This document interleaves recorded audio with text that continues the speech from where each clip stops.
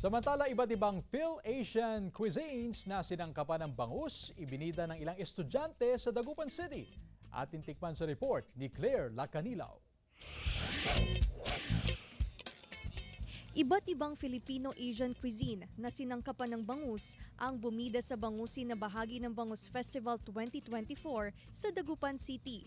Nagpasiklaban sa pagluluto ang mga estudyante mula sa iba't ibang paaralan sa Dagupan City, kung saan ibinida ang kanilang kakaibang twist sa pagluluto ng bangus. Ilan lamang sa mga inihain ng mga kalahok ang bangus saba sushi, fried noodles with bangus siomai at bangus satay. Ang bangus Dagupan talaga ay marami pwedeng gawing iba-ibang klaseng ibang cuisine natin na magagamit po natin. So ito yung po yung present namin sa Malaysian cuisine. Number 1 na ginamit po namin is bangus po.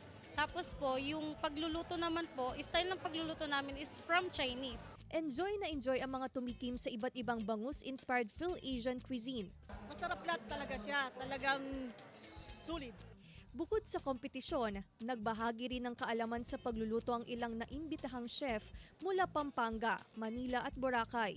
Nais ng lokal na pamahalaan na maipamalas ang world-class na linamnam at sarap ng ipinagmamalaking bangus Dagupan. This could help improve yung sales ng bangus kasi para hindi ka magsawa, you try the new recipe.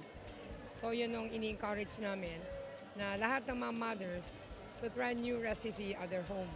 Kasama si Daryl Peralta, Claire Lacanilaw, 1 North Central Luzon.